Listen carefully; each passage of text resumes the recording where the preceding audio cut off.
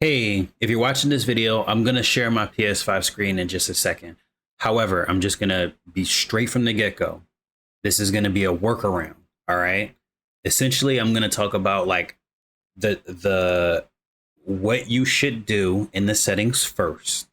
Then I'm going to talk about the why. And then I'm going to go into the actual like coaching for how to go about having, I guess, the true dominant experience when you want to play as like a really big time coach, right? It's going to be some things that is potentially going to be something that some people don't want to do. But if you're casually playing the game and you just want to have a positive Dynasty experience with a little bit less of like the cap um, kind of like stuff impacting you, these are going to be the things that you're going to want to do. So I'm going to share my screen and then you can determine whether or not like this stuff makes sense for you. So let me go PS5 webcam. All right. So again, the first thing that I'm going to do, I'm going to share the settings. So the first thing that you're going to want to do, and I'm going to talk about the why, go to your XP sliders. Just slide it all the way up. You may feel like, oh, that's cheating. Like, listen to me, and I'm going to explain why. Depending on the quality of your recruit, they're going to have a cap. This is just increasing their overall development speed. One of the things that you want to consider is how fast you would like it to be impacted. You can go less. You can go 150. You can go 200. My recommendation is if you don't want it to feel like crazy overpowered, you can go 175 to 200. And I guess I wouldn't use the term overpowered because you are going to have limitations. If you're playing it like how I'm playing it, I'll adjust it later. But for the sake of this particular game right now, I'm going 300%. And my reasons for going 300% is because I want my talent to develop faster so that I can also progress my coach faster. It is also going to make some of the choices within the coaching tree irrelevant. So instead of having to spend points on them and feel limited that you're 3 stars taking 2 seasons to get maxed out, your 3 star is going to get maxed out in maybe like a season. You know, they go develop, and then once you hit like maybe like your 5th game in the 2nd season, they're going to be good. They're in their sophomore year, they're going to be hitting like their peak. If they're a higher level overall, so if they're like a 4-star, 5-star without a gem, it's still going to take them a decent amount of time to get there. It's probably going to take them like 2 years to get there, to get truly like their experience. If they're a gem, they're naturally going to have a faster development trait. This is going to impact it as well.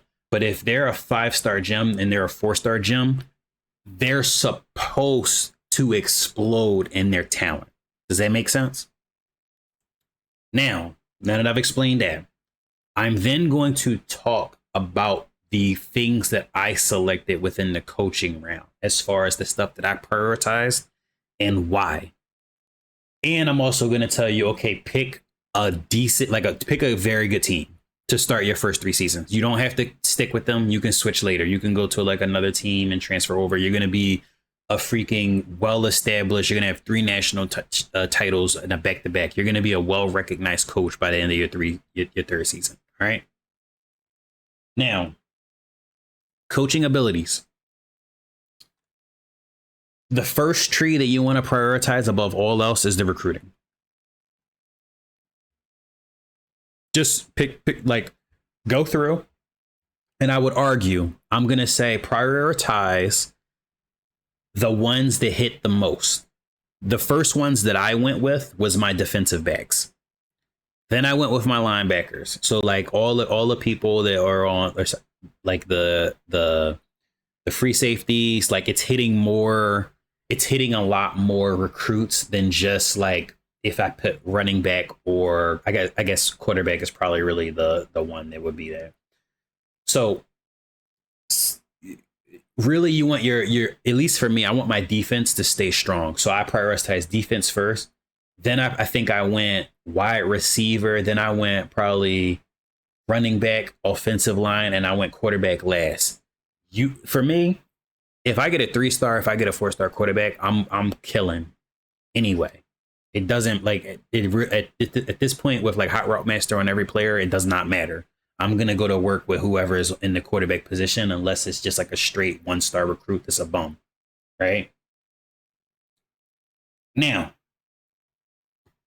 the second, and I'll be honest, everything else in this game, if you do recruiting and you get these, you don't need the second tier. The second tier is overkill. A lot of people like to spend the 8 points on each of the tiers. That's doing the most. You don't. If at that point, if you're spending that much, you're getting talent that you shouldn't get.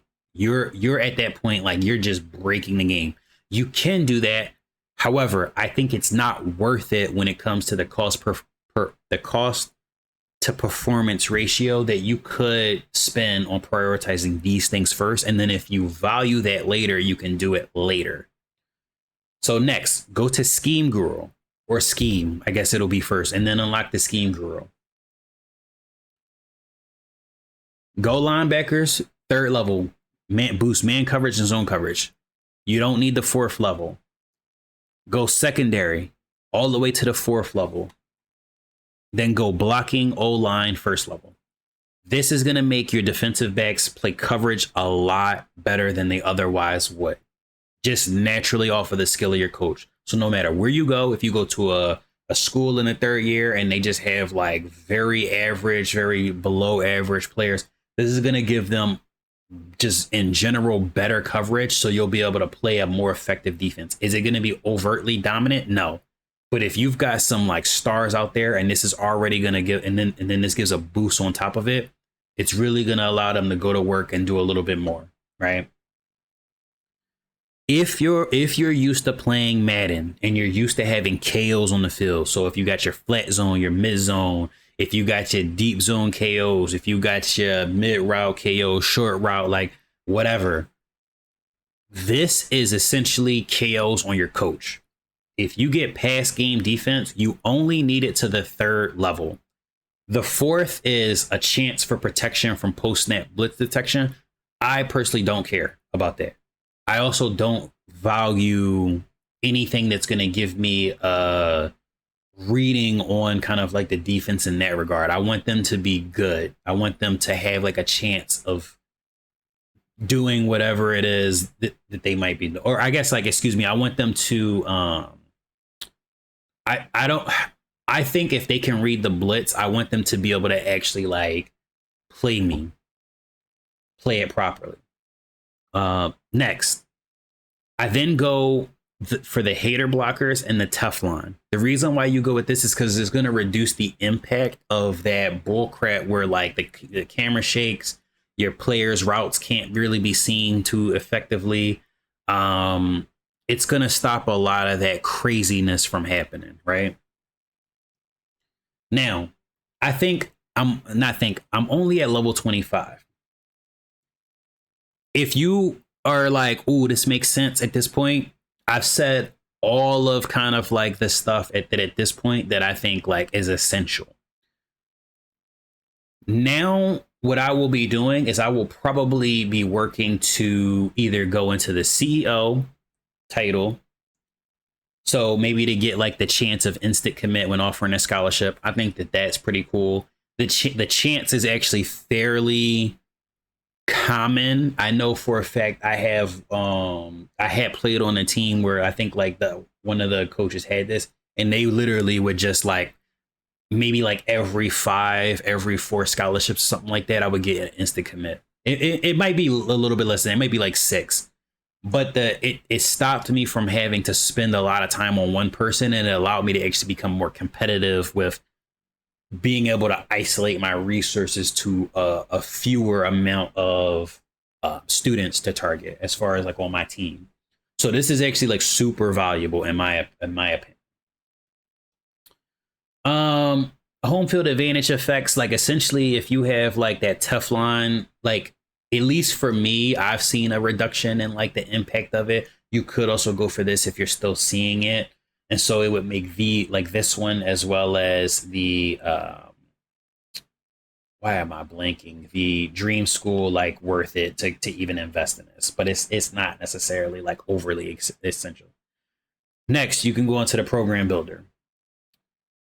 I would say that some people, if they're really like, if you're like, I want to go overkill with my recruiting and I want them to be as like dominant as possible, raise that XP up, get that recruiting maxed out, get the second tier on like all, spend the 8 points on all the ones that you care about as far as that, and then go into your relationship builder. So unlock this and then upgrade your pipelines. By upgrading your pipelines, you're going to benefit, and then you can also boost your primary pipelines here. So this is gonna be super valuable as far as like the recruiting stuff. I actually do think it's overkill. I don't think you need any of this as far as like getting dominant talent. Now, if you want to build a really broken school and you just want to go crazy, this right here. So players in the 3rd round best advice and 4th and 7th round draft are less likely to go pro. There's also another one that exists within the CEO, which is here at the top left, Delay Sunday, which is also super value. If you have any 1st round projected players, they're less likely to leave as well. I would say this one is probably the more bang for your buck, so that, oh man, where is it? I think I freaking missed it.